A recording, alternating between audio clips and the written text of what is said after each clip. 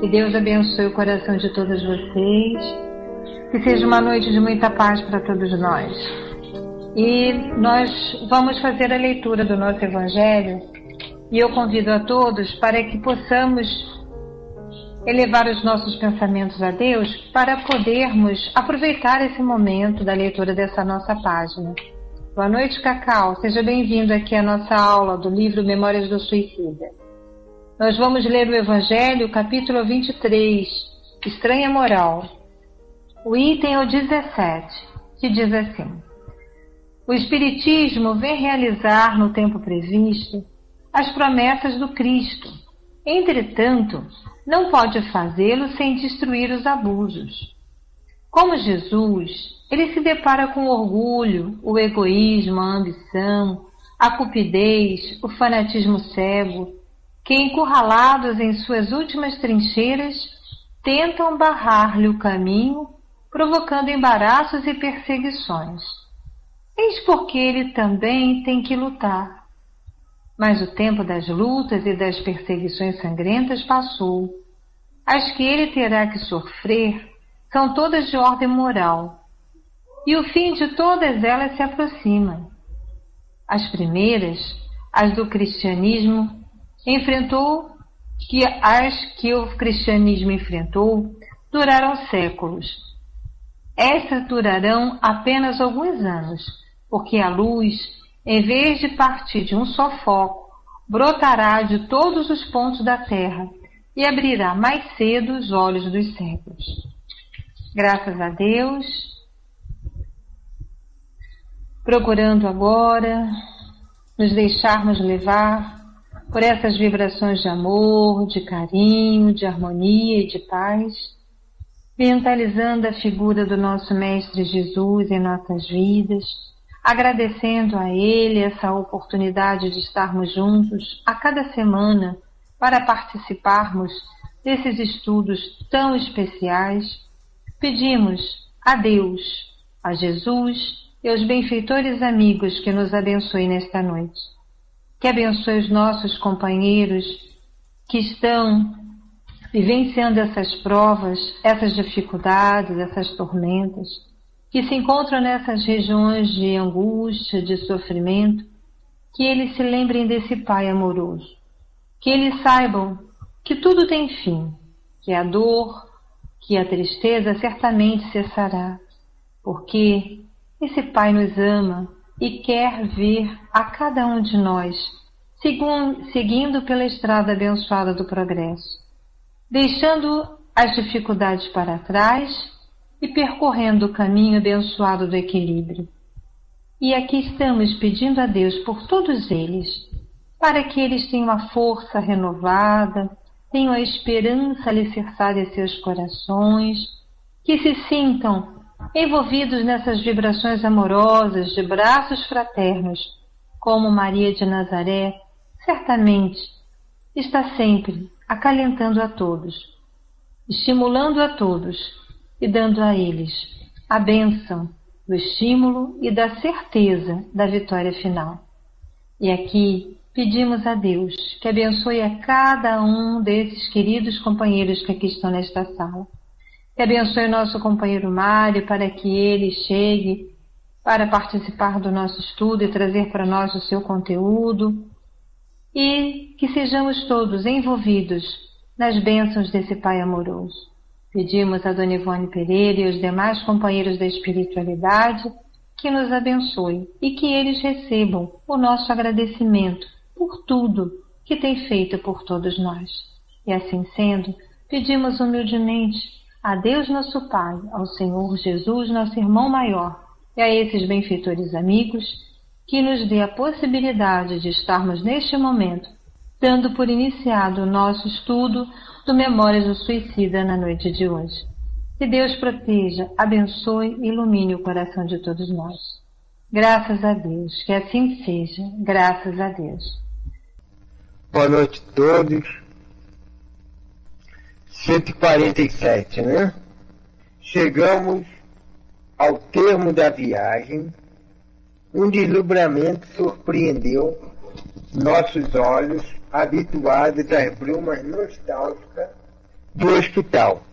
Era de fazer notar, como podíamos ver melhor, tudo em derredor. Uma vez na terra, pois em tempo algum jamais víramos edifícios tão magnificamente engalanado de luzes, como aquela humilde habitação o era pelos esplendores do alto que se projetavam, envolvendo num abraço de vibrações hialinas. Em cima, lá estava a cruz radiosa, emblema dos servos de Maria, aquartelados no Instituto, com as iniciais nossas conhecidas, e cujas cintilações azuladas confundiam e arrebatavam.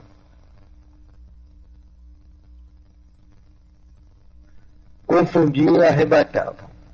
Lanceiros montavam sentinela a pequenina mansão transformada em solar de estrelas, havendo mesmo um cordão luminoso, qual bastião de flavas neblinas, circulando-a cuidadosamente, limitando-a da via pública em cerca de 2 metros. A um entendido, não seria difícil perceber a finalidade de tais precauções exigidas pelos ilustres trabalhadores do Instituto Maria de Nazaré. Não desejavam a intromissão no recinto das operações, nem mesmo de emanações mentais heterogêneas, precatando-se quanto possível das investidas nocivas exteriores de qualquer natureza. Então, o que nós vemos aqui? Eles que estavam acostumados com toda aquela visão branca, tudo era branco lá no Hospital Maria de Nazaré. Eles agora estavam vendo um outro panorama. E mesmo como suicidas, nós vemos que nesse momento as potências da alma se sobressaíam.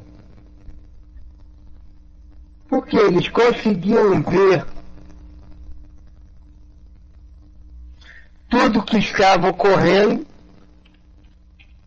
dentro do campo de visão deles, tudo que estava ocorrendo, diferentemente das brumas nostálgicas, né, daquele nevoeiro do hospital.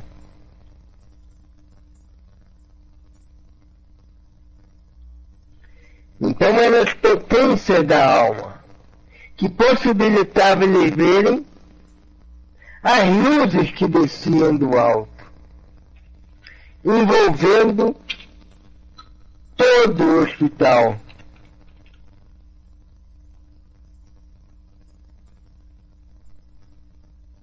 Num abraço de vibrações hialinas.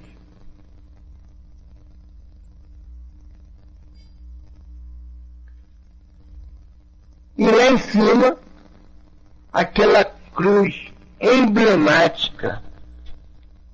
Por que eles botam essa cruz?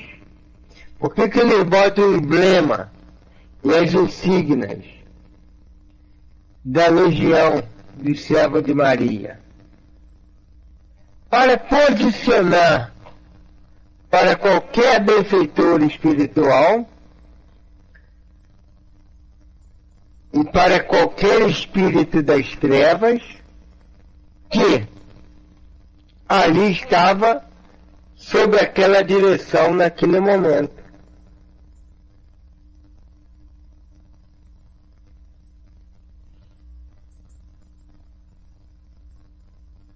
Como se desse um uma diretriz para quem passasse por ali. Olha, aqui está sobre uma direção cristianizada. Aqui está sob a direção do Hospital Maria de Nazaré. Algo de importante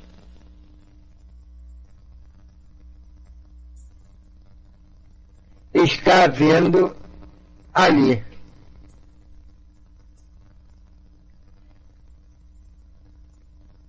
Então qualquer benfeitor que chegasse veria isso. Vocês lembram lá no livro Libertação? Depois que o Saldanha captura e passa para o lado de Gúbio, se eu não me engano era Gúbio, né, o benfeitor? Gúbio.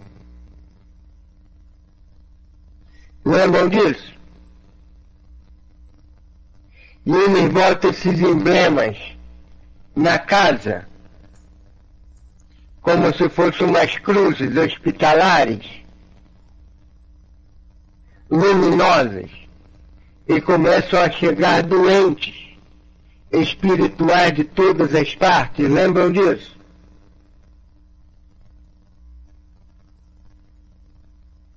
Mesmo princípio, gente. Da mesma maneira que nós faríamos aqui na Terra. Da mesma maneira, num outro ponto, num outro sentido, faz ao PP. Invade lá aquela comunidade, toma conta e fica lá uma bandeira. Ó, agora quem está sob a proteção, teoricamente, da polícia militar. Então eles fazem isso para mostrar que está sob uma nova direção. E nós vemos que os lanceiros montavam guarda, sentinelas, do lado de fora do prédio, havendo mesmo um cordão luminoso, um cordão fluídico,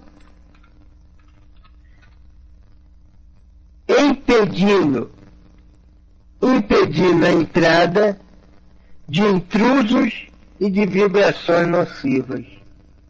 Por quê? Porque era uma tarefa altamente especializada. Da mesma maneira que no centro cirúrgico não pode entrar qualquer um, ali também. Então ele diz, não desejamos a intromissão no recinto das operações, nem mesmo de emanações mentais heterogêneas. Era um serviço delicado. Precisava, Daniela, desse tipo de socorro especializado, para que não houvesse nada que atrapalhasse a cisterna. Nada. Nada poderia atrapalhar. Aí ele diz aqui, entramos. Nossa admiração aumentava. A azáfama do plano espiritual era intensa. Quanto à parte que tocava ao homem executar, parecia diminuta, conforme foi fácil observar. Então, enquanto a casa pequenina devia ter lá um grupo apenas de encarnados,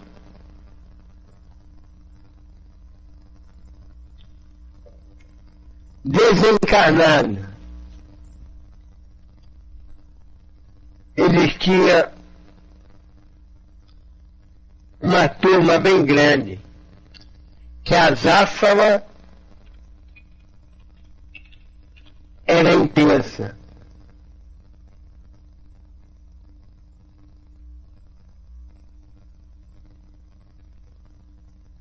né? Era muita gente entrando e saindo.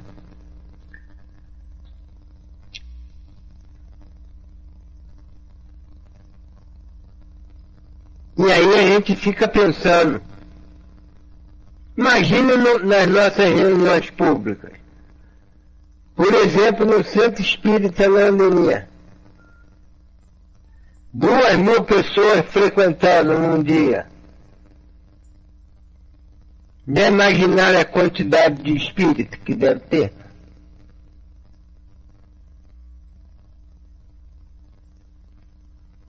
Dá para nós imaginarmos?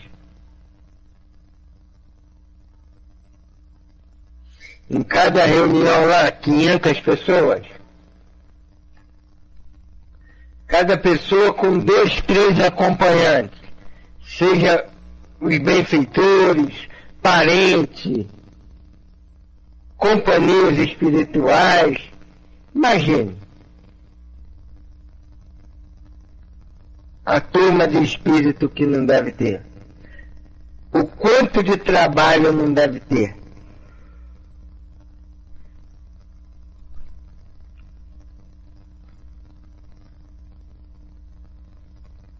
Um receituário mediúnico, uma orientação mediúnica de uma casa como Leon Denis ou como tantas outras. Né? A gente fala de Leon Denis porque a gente frequenta, mas a gente sabe que existe outras casas.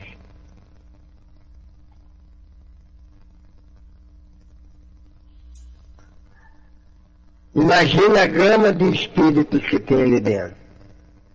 Um avaliando um caso, outro anotando, outro indo ver, outro trazendo informação daquela pessoa, outro indo buscar tais informações, outro analisando a imagem, outro receitando. Quantos espíritos devem ter?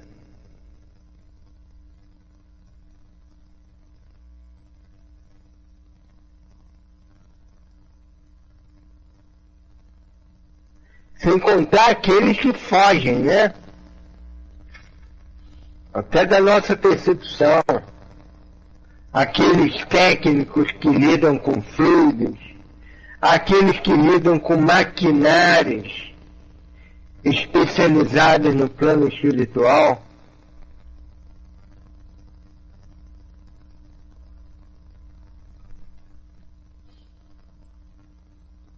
Então, numa reuniãozinha dessa, reuniãozinha que eu digo no sentido do grupamento pequeno, né?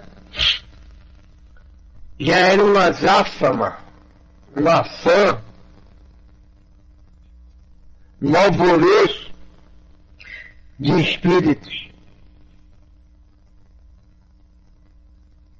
Aí ele diz, ao ingressarmos no salão indicado para o nobre acontecimento, apenas se nos deparou um varão idoso, absorvido na leitura de um manual de filosofia transcendental, o qual desceu empolgado, por verdadeiramente concentrado nos pensamentos, que ia captando das páginas sábias, deixava irradiar da fronte fagulhas luminosas, que muito recomendava no conceito de invisível. Então, só tinha bem dizer lá o presidente, lhe chegaram mais cedo.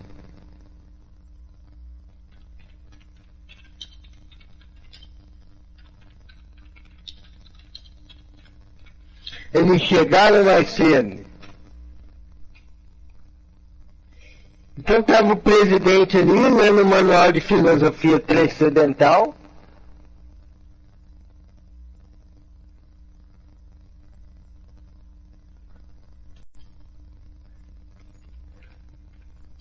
Possivelmente o livro dos médios ou o livro dos espíritos.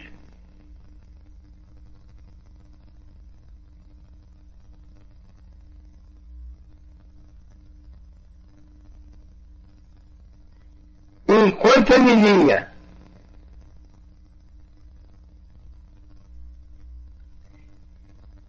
os pensamentos deles concentrados, irradiando da fronte fagulhas luminosas, que muito recomendavam no conceito de invisível. Já olharam, já via que era uma alma diferenciada.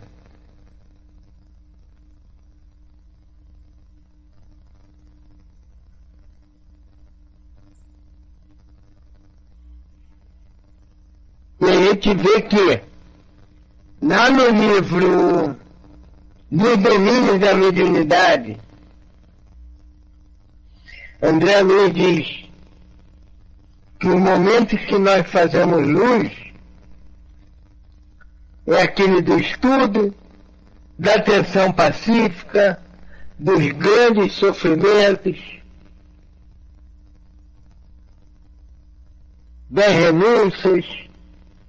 É quando nós mexemos lá no núcleo do átomo e fazemos luz nos átomos espirituais. Dá uma olhada lá depois na teoria dos spins,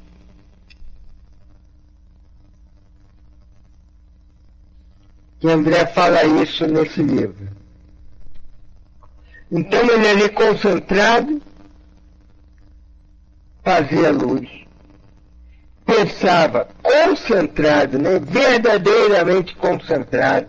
Estava mais que concentrado. Verdadeiramente concentrado.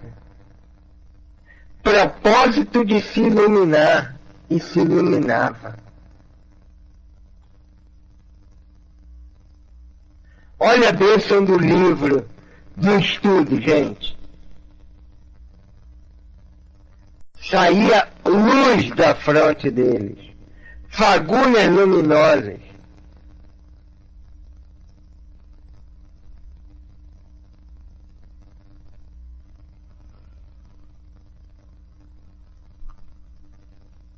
Fazia luz. O livro que nos faz pensar, que nos faz modificar, que muda o nosso tono mental. Tono mental. Por isso que é necessário a gente estar sempre lendo, gente. O livro é um sábio. Um amigo muito sábio, esperando que a gente pergunte a ele. Se não perguntarmos, se deixarmos ele fechado, a sabedoria não nos alcança.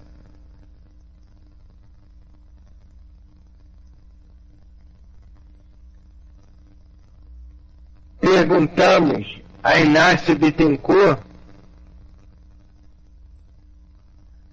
como eles ajudavam mais os homens encarnados, como médiuns. E ele diz, pelo socorro durante o sono, pela intuição, muitas das vezes daquilo que eles viram no plano espiritual, que nós mostramos a eles, mas muito mais pelo livro.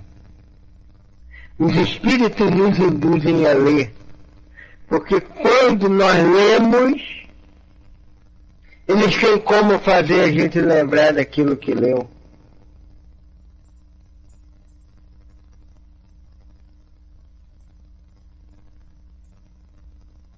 Tem como lembrar daquilo que leu.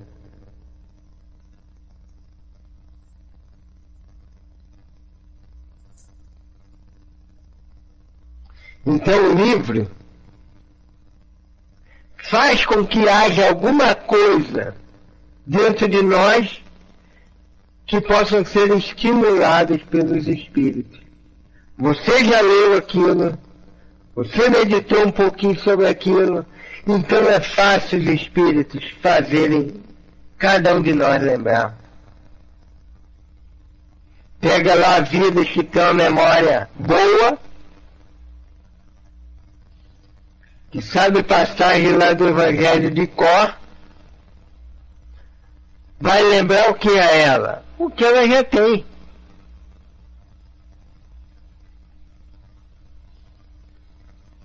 E tu sabe que é verdade, vida. De tanto ler, ela foi gravando muito das passagens do cor, do Evangelho. Muitos parágrafos inteiros. Mas de tanto ver, de tanto estar estudando, é um mérito dela, né? Do esforço próprio. Então eles vão te lembrar aonde? Na hora. Não precisar fazer grandes discursos. Não. Vamos falar. Lembra lá daquela passagem lá? Da irmã Rosália.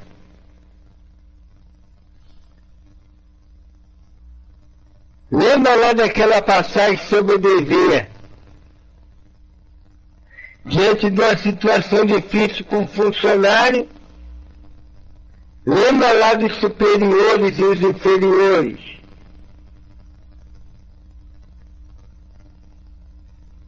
Lembra lá dos bons espíritas. E assim vai. Fica mais fácil, né? A gente lembra. Por isso que temos que ler.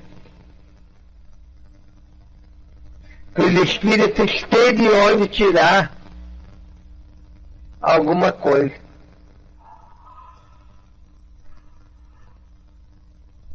Para não tirarem água de pedra. Então, facilita, né? Por isso que ele estava aqui se iluminando. E olha o que fala o Camilo, mesmo com a pouca visão dele. Tudo indicava compreender ele a responsabilidade dos trabalhos daquela noite, que sobre seus ombros também pesavam. E por isso, preparava-se a tempo, estabelecendo correntes harmoniosas entre si próprio e seus diletos amigos espirituais. Era o diretor terreno da casa. Então era o médio dirigente lá da casa,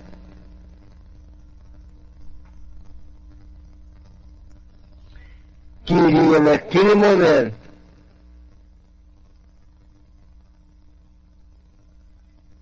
ser o veículo, um dos veículos do socorro. O quadro a contemplar, aliás, era sugestivo e majestoso. E aquilo que os espíritos sempre falam sobre a casa espírita. Haviam desaparecido os limites da sala de trabalhos, como se as paredes fossem magicamente afastadas, a fim de se dilatar o recinto. Em seu lugar, víamos tribunas circulares, com feições de arquibancadas, dir-se-iam anfiteatro de acadêmico. Lembra tipo aquelas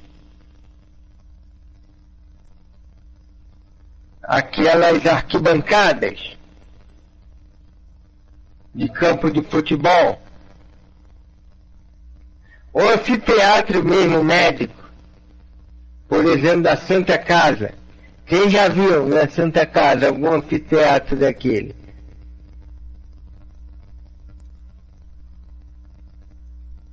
Então, lá no centro, tio Alto uma vez falou para mim que existiam arquibancadas desse tipo, que ia do centro ali, do muro, até quase lá na escola, que dá mais ou menos o quê?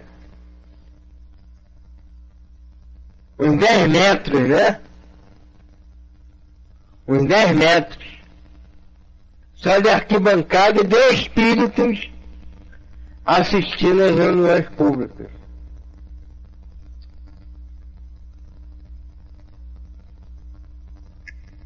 Então, no lugar víamos tribunas circulares, confeições de arquibancada, de anfiteatro para acadêmicos.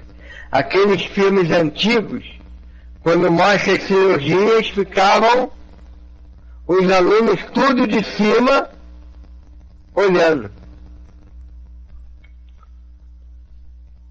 Nossos guias vigilantes indicaram as arquibancadas e os lugares a nós reservados. Obedecemos sem relutância, enquanto os infelizes companheiros, cujo estado grave dera razões ao trabalhoso recurso, eram pacientemente conduzidos por seus médicos, assistentes e enfermeiros e colocados no primeiro plano das arquibancadas, em local apropriado à sua condução. Então, aqueles que iriam ser socorridos foram colocados em outro local, diferentemente dos nossos amigos que já estavam melhores. Nós vamos parando por aqui, continua aqui. Na sala se achavam reunidos, onde veremos os médiuns, semana que vem. Ok? ND Dias, avisa lá no CELD que eu vou ficar mês de outubro todo sem ir ao Memórias por questão de trabalhos, cobrindo a férias de um colega meu.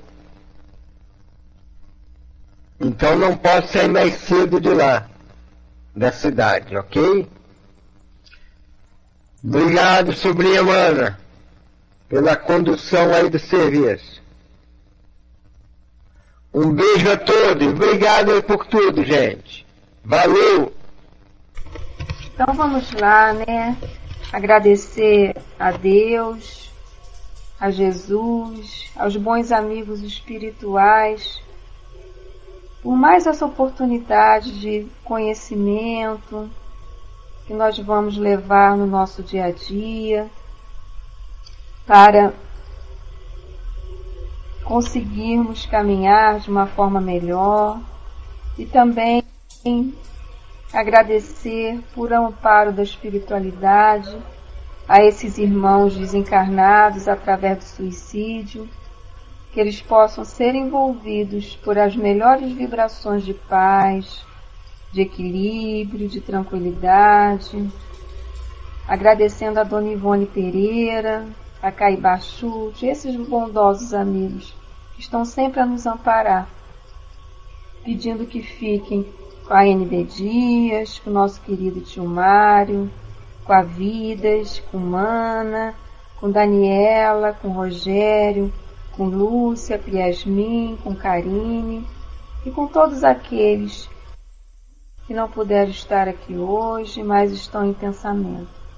Que nós possamos nos fortalecer a cada dia mais através desses estudos e possamos, Senhor, colocar todo esse conhecimento em nosso dia a dia, na nossa prática, no exercício do bem em nossa vida. Que assim seja, Senhor, graças a Deus. Nunca será demasiado falarmos sobre Jesus, o bondoso Mestre que nos veio ensinar toda uma forma diferente de pensar e viver. Sua passagem na Terra, conhecida por todos, trouxe para a humanidade terrena transformações que ainda não foram devidamente assimiladas por toda a humanidade.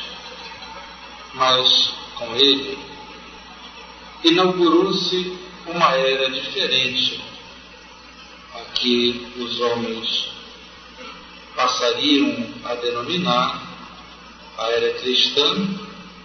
Em verdade, foi a era do pensamento cristão.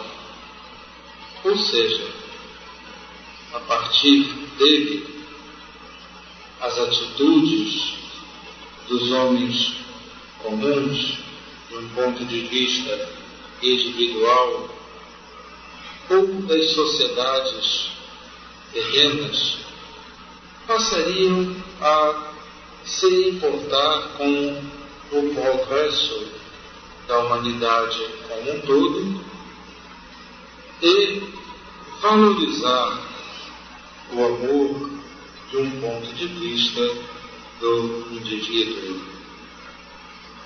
Com Jesus, a humanidade então passou a valorizar o amor. Ora, que consequências práticas e imediatas este sentimento trouxe para o homem? Principalmente, como regra de conduta, a noção de amor melhorou a qualidade das relações humanas. Trouxe para o indivíduo as noções do que é certo e do que não está certo. E não aleguem as sociedades que erraram, os homens que claudicaram na fé ou na crença, mas mesmo entre esses que erraram, houve a comparação entre o que eles deveriam fazer e o que efetivamente fizeram. Ora, esta noção, este pensamento indica que claramente foi determinado para o homem terreno um período novo, um período de amor ao semelhante. Na continuidade de sua passagem, Jesus também nos trouxe a noção de renúncia, de doação, de serviço aos semelhantes, e mostrou aos homens quais eram os parâmetros que eles, com os homens, deveriam adotar para alcançar a lei do amor. Em Jesus, por exemplo, vemos o amor materno, filial também. Filial com relação a todas as mães. Todas para ele, eram mães generosas. Deixai que venham a mim todas as crianças.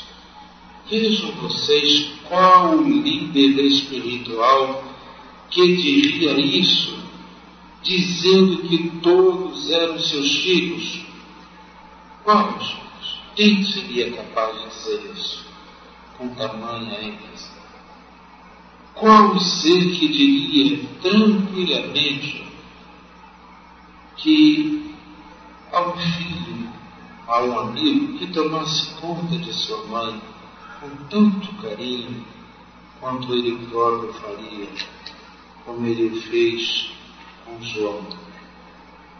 Enfim, vemos Jesus demonstrar o amor nos vários setores da vida. Ele fez com que o homem cultivasse a paz. Ele desenvolveu igualmente o sentimento da segurança, da fé em Deus. Jesus, em tudo, em todos os seus atos, ele fez questão de trazer a marca da sua evolução e, portanto, nos balizou o caminho para alcançarmos igualmente estas marcas. Ora, meus irmãos, num período de reflexões, como é o período natalino, Vamos pensar no amor que devemos às nossas mães, no amor que devemos a todos aqueles que se fazem de mães ou pai, no amor aos filhos, no amor aos amigos. Vamos pensar no amor à humanidade. Vamos trazer para o coração gestos espontâneos e vamos pensar no que devemos fazer para sermos chamados de cristãos. Se assim o fizermos, cada dia, nos dedicarmos à leitura do Evangelho, iniciemos a leitura diária do Evangelho segundo o Espiritismo, um capítulo, ou um item, ou um parágrafo, o que for, mas façamos esta leitura com aquele sentido de que dizemos assim: estou aprendendo para ser cristão. Façamos esse esforço e, com certeza, ao final de um certo período, teremos conquistado valores que nos servirão para a jornada terrena.